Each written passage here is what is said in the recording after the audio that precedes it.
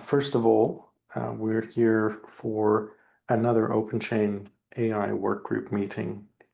This is a meeting that's quite pivotal in that we've had some major administrative things accomplished, and we're moving into an execution phase regarding the compliance guide that has been built by this workgroup.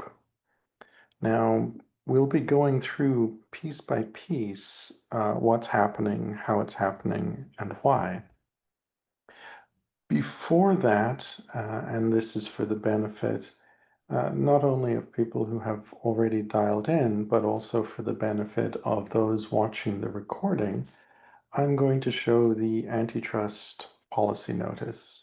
Now, we do show this at the beginning of every meeting, and the purpose of this is to ensure that everyone is on the same page regarding how we communicate and how we collaborate on topics related to open source. This is the same policy used throughout the Linux Foundation.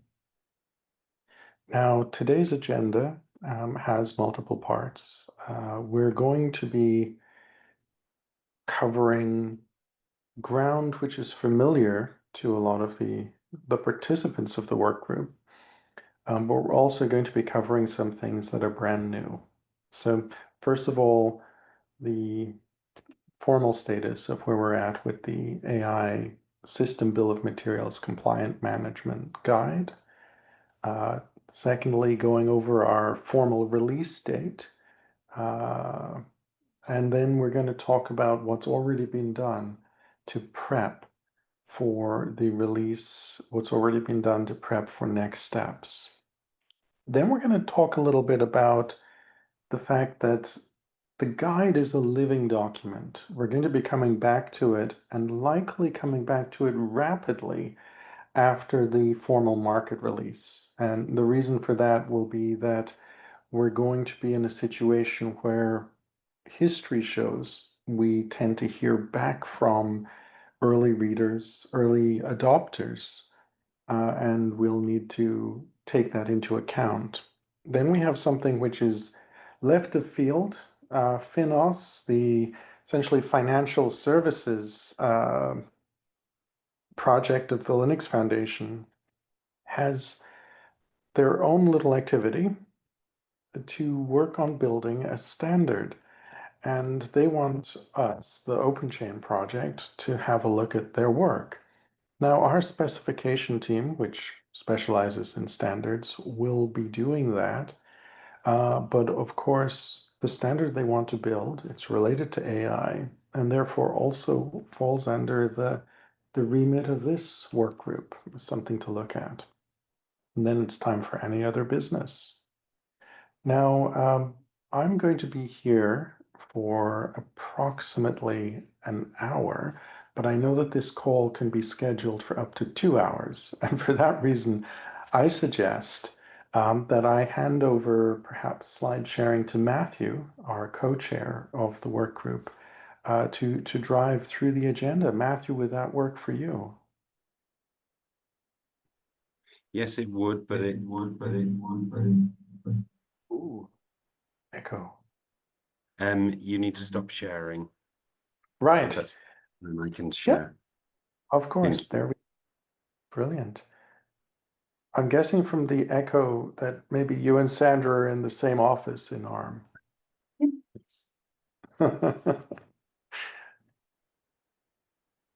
And while you're getting ready to share, I trust all is well. And as we enter this deep autumn period, Cambridge remains fun. Shane, I just know there are 4 people on the call. Should we give it a few minutes to start? Yes, it's very few people compared to our normal remit, and I sent a reminder that the call is starting now. So yes, we can give it a couple of minutes. Perhaps we can talk about some related topics to this. I mean, item one, let's say item one is not going to be a surprise that we've finished the guide. So maybe we can talk around that, finishing the guide. And, we had the Open Source Summit Europe and presentation about it, and maybe, share some impressions of how that went. I wasn't at Open Source Europe. I was there. Sandra was there and full of energy, and she brought biscuits, courtesy of Matthew. So Sandra, I think it's two slides in, we'll have the overview of item 1, the completing the compliance guide. If we could jump to that, maybe we can use that to frame our early discussion. Yeah, I think it was a very interesting discussion. In my case, I gave a couple of slides presentation, a presentation about a couple of slides for the market situation, explaining the hurdles that companies in the sector might face, and the reason why we are also so invested into getting this guide. One of the points mean that from the point of view of European legislation, regardless of whether we put in place an open source model in the market, there is always the transparency requirement that we need to fill in, that we need to comply with by filling in this AI system bomb template. And afterwards, Jimmy went through the guidance explaining what will be the requirements in order to set up a process like this inside of a company or any other organization. Yes. Yeah.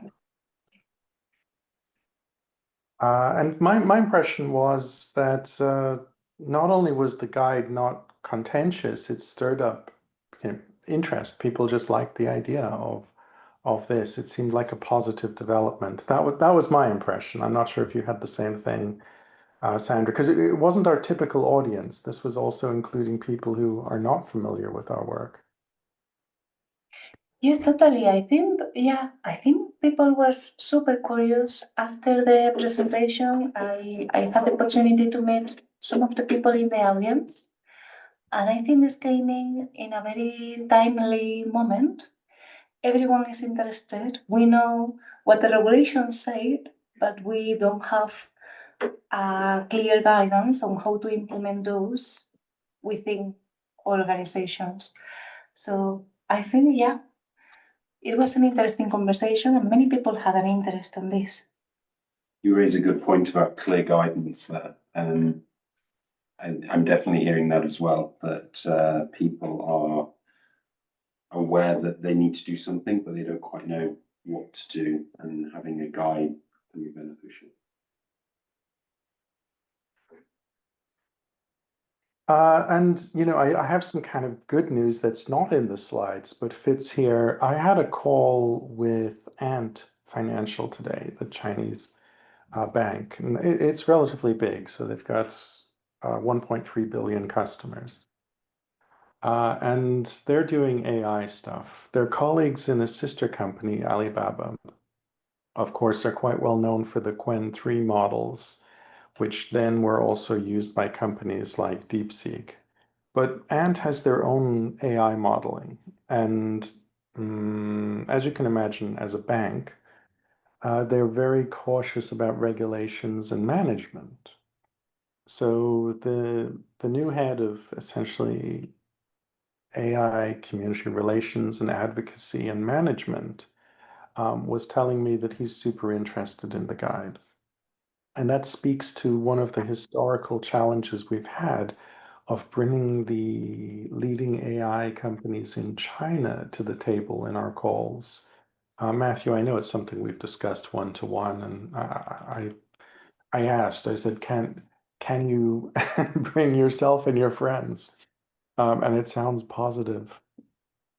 This is great news. And they told me they have some significant announcements coming soon. One is related to some updates to the available models they've got. And two will be that they'll be reaching out explicitly in Europe and in Japan to build bridges, which is exactly the type of stuff we need. And I think it might be the first bank seriously releasing AI models, open AI models for everyone to use. They've been doing it for a while on Hugging Face, but they're obviously uh, deciding to escalate their activity. And like I said, regulation first.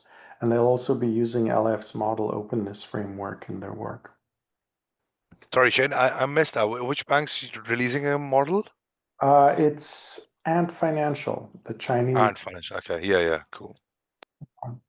And it's on Hugging Face. They've already put out multiple versions of their model over on Hugging Face, but what will be happening now, I think we can say, is that they'll be working hard to enhance the models, but also to make sure that they communicate it better with everyone else.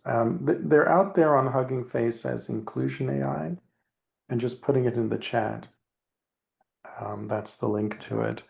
So they have, I think, 3 models. There's the Ling model, which is like the premier model, and then there's Ming and Ring models available too. And they're all various degrees of open.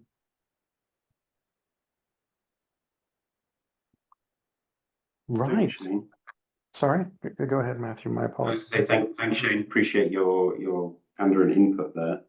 I see Brian and Jeff and a few others have joined. Shall we carry on? I think just to summarize for those who've just joined, we were talking about the completion of the guide. There were the public comments that we went through last month. The governing board has reviewed it, and we've got a proposed release date of the 20th of October. Shane's put the link in the chat. Thank you very much. There's printable versions of the library, and it'll be on the website. So moving on, why did we choose the 20th of October as a start date? Well, we're trying to promote the guide in a few different places: the website, blog, reference material, social media with LinkedIn, Facebook, and X, and through various Slack groups. Shane, I assume you'll be contributing to some of that. Do you need others to help out in this area? Yes, absolutely. Okay, so we do a lot from central promotion on OpenChain, blogs, social media, and so on. But honestly, one of the main things we have to do is to connect with people's personal business networks. And the best route we have is if you grab our social posts and repost them with a comment. That makes a huge difference. If you're not using the social stuff we're using, take the link from our blog entry, send it to a few people who might be interested. It's truly remarkable how much this moves the needle on getting the message out and accomplishing one of our key goals of getting new eyes in here with comments, which will help us take it forward. Thanks, Shane. Appreciate that.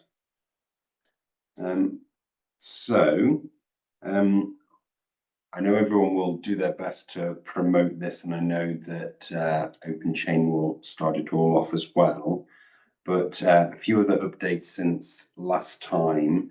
I've changed this wording a little bit, but a couple of OpenChain board members, so myself and Jimmy from Ericsson, who's our chair, we've been coordinating with leading AI figures, certainly in the UK. I mean, also started with outside the UK. And we also met the OpenChain UK working group also met about this guide and to see how we could start the ball rolling on trying to promote this guide internally. When we met with a Liberal peer, Lord Clement Jones, at the House of Lords a few weeks ago, he certainly liked this concept. He'd not heard of OpenChain before. He'd obviously done his background and found out a bit about it. He liked the growth of it, the organic growth of it, the fact that experts came together to try and solve an industry problem. They developed a guide, a specification, and became an ISO standard that we all know is 5230. The fact that that's been repeated again, and then we can start to see the the AI guide could go in that direction. It might not, but he certainly liked the idea of people coming together, trying to work out a problem. To what we talked about earlier, that regulation is out there. We don't quite know what is needed, but something like this may help. So he then gave us a long list of people that the OpenChain UK working group will work with, mainly based in the UK, leading AI figures in the UK, to again try and promote this guide and to get more feedback. Any questions or comments on that? So as this slide builds, we've got a meeting with the specification work group to look at the best practices of updating the guide. And then the reason that 20th of October date was selected is there's an LF legal conference and PyTorch conference held that week in San Francisco. Myself, Jimmy, and I'm sure a few others will be attending. Plenty of people will be contributing to it, but I will be giving a presentation on this guide to try and promote it. I'll discuss OpenChain, I'll try and promote the guide as well, but also again talk about the practical uses of how companies can use this guide. I'd like to get a lot out of that, those sessions. I'm sure if other people have the opportunity to present and talk, I do highly recommend doing so, promoting this this guide, because a lot of good work's gone into this from the community. One thing, I'm sorry to butt in because I know I'm not normally on the call. I don't mean to cause trouble, but it might be useful for non-Europeans, I suppose, to understand how the House of Lords and their peers help, because it's not a legislative body except to stop bad legislation, but quite involved in policy. Indeed, and the people that are given a place in the House of Lords, or the person I spoke to in particular, they're usually experts in their own field, and they've usually had a long career in an area. The person I spoke to had a career in law, in compliance, and in AI, and the UK government acknowledged this person as an expert many years ago and gave him this position in the House of Lords. That then, if there's any legislation that goes through the UK Parliament, the upper house of Parliament get to review and scrutinise it. They have limited powers, but they are seen as experts here that can advise and, in some cases, prevent things from going through. But the majority of the cases, they're advising because they're experts in their area. And Lord Clement Jones, who we met, has obviously had a very distinguished career in what I just described, but he also has a vast network of people. So the hope is that with the connection there and his list of people, the UK working group can work with those people in the UK to help try and drive this forward. I hope that explains UK House of Lords sufficiently. Okay, so as Shane said, the early adoption is sort of really important. And if we look back at the security guide back in 2022, the development and the release of the guide was kind of the beginning of this journey to get from a guide to a specification later. And the first OpenChain specification, as this slide says, it quickly iterated from version 1 to 1.1 to 1.2 as we're starting to get more feedback. from early engagers on the market. It is a living document. It doesn't have to be static. Yes, we have a version 1 now, but we can easily go to version 1 and version 2 for this guide. And I know we've only got a limited number of people on the call today, but one thing I wanted to get out of this is, how do you think we can best get any feedback mechanisms into either this group or into other groups to kind of progress this?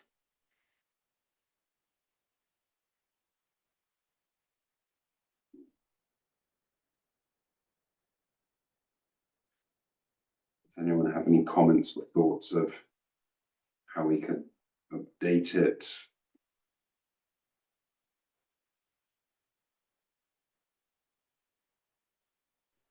I mean, what we can do is come back to this work group, and if there are comments each month, then we can review them and update them. But this is also going to go to the specification group as well, so there's opportunities for the spec group to work on it as well. Just as a side note on the iterations of the guide, I mean, with the license spec, the iterations happened every couple of months. With the security guide, pretty much immediately just feedback was integrated, and it had no negative impact on perceived value.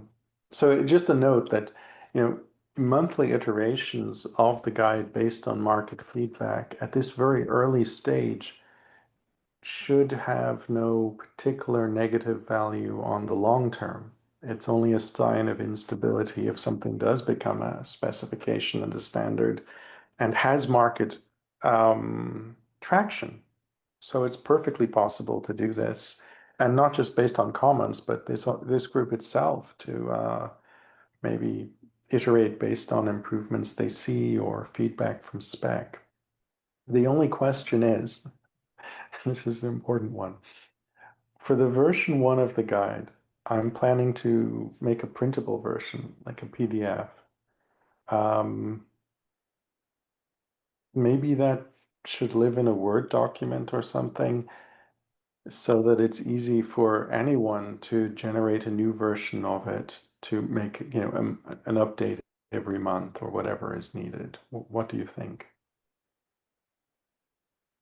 I like having a PDF version that can't be changed for version 1, and each month we could have a Word document that we could say is kind of a draft version that we then review the next month, and that becomes version 1.1, which we then create a PDF and is an archive of what we have achieved in that preceding month. And just as a matter of process, like the source of truth is the GitHub link. So we should always make sure that that is updated as well, as the primary source of truth. The Word document can be the scratch pad, but GitHub is the source of truth, so people can go backwards in time, including ISO and so on if they want in the future. Sounds good. Anyone else want to add any comments? Hearing none. Now, I think the penultimate item on the agenda is the Finos working group. I'd like to hand over to Shane, if I may, Shane, because I know you've spoken with some people in the Finos working group. Do you want to talk to this slide? Sure.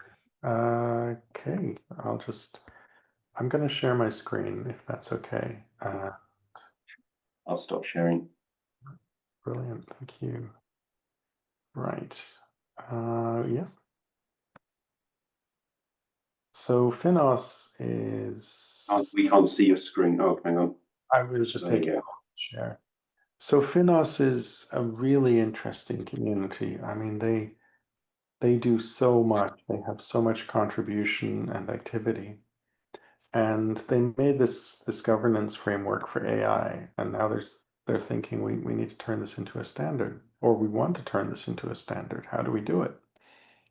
And let's say there's the risk catalog and the mitigations, and I'm going to open one. Risk, hallucination, and inaccurate outputs of AI. And they have a description, contributing factors, and then mitigations up here. Now, the immediate thing that comes to mind is, gosh, you've done a lot of work. You really have. There's 17 pages of that, and then each mitigation is, just pull one up, detailed. A lot of work, a lot of work. But it doesn't map like a standard. So for instance, here are the contributing factors. Lack of ground truth is not directly mapped onto something over in key mitigations. So the key point is that they need to introduce a clear, here's the problem, here's the solution, requirements to be done, and here's the rationale, much like our standards explaining how to approach it. And what they're doing is a much heavier lift than us, though probably a much lighter lift than ISO 42001. Yeah, so we can help them with the mappings and help them think that through. The spec work group, of course, would be the formal experts to do that. Well, this work group could surely look at what they've done. And the fact they're fintech, they've been coming at it from their side. There might be things we've covered that they haven't covered that they should. Or conversely, they might have covered some stuff that's really important in their regulation heavy market that we don't have in a current version of our guide. And the mental path here is, while they need to introduce mappings and a flow like a standard if they want to make a spec, they're still diving down into implementation details.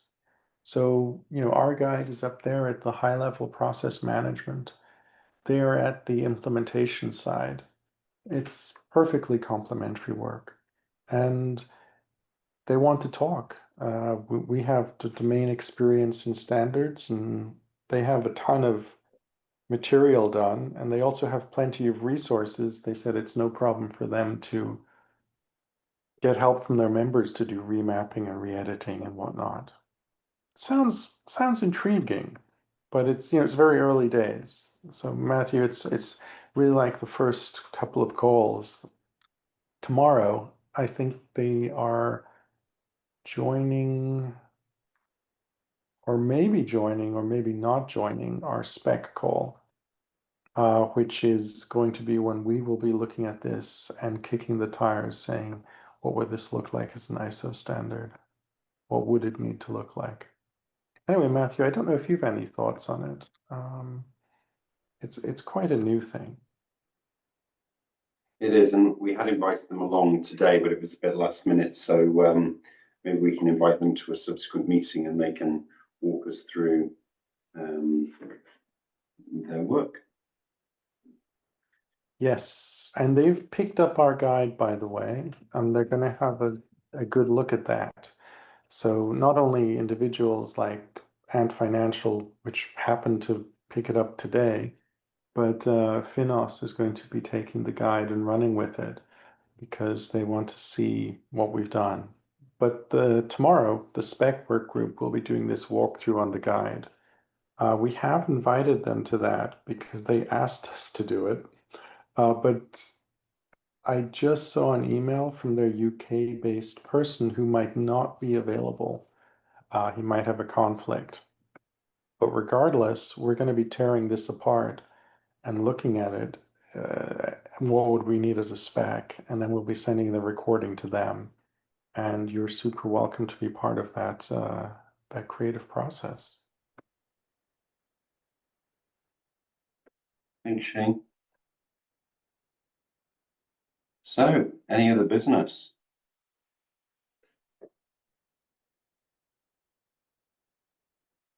I do have a question. That's okay. Go on, Shane. The question is, inside your company, how are you planning to use the guide? And that question is based on what happened with telco, where we saw 3 companies decide to begin experimenting with and then implementing the telco SBOM quality guide, Nokia, Ericsson, and KDDI, the early adoption cycle. And I wanted to see if any of the companies on this call are planning to begin the experimentation phase with the guide, which of course is a key part of shaking out details for improving and making any blockers go away.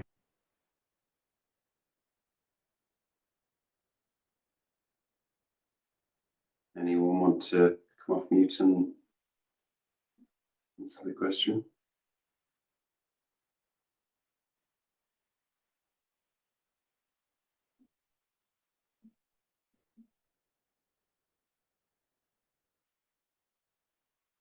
No one's prepared to say anything, Shane.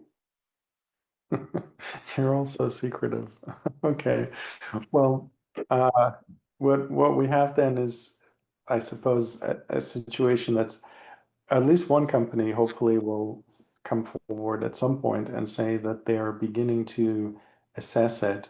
I think that will be useful because we found with the telco guide, as soon as 1 or 2 companies were saying, look, we're in the early adoption cycle, checking it out, then it very quickly snowballed. So it's a very useful part of promotion, though I am aware that right now is a very difficult economic moment, and it's difficult for people to work on new initiatives. But then again, this AI topic is so pressing that, yeah, I'm going to be talking with some of the companies in Korea about this as well, and see if anyone's willing to raise their hands on the topic.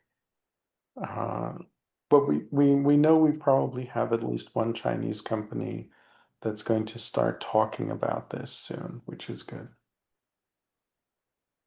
And looking pointedly at Matthew and Arm, well, who knows? We might get 1 or 2 soon. I wouldn't say anything else to that.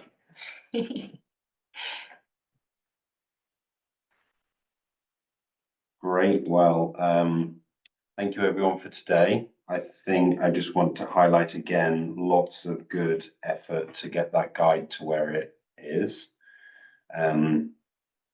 I feel now is the beginning of a different journey. And I think it's an exciting one where we need to look at education and refinement and see where this guide goes to. So without any further ado, I'm proposing that we close the meeting. Thank you, everyone, and we'll meet again soon.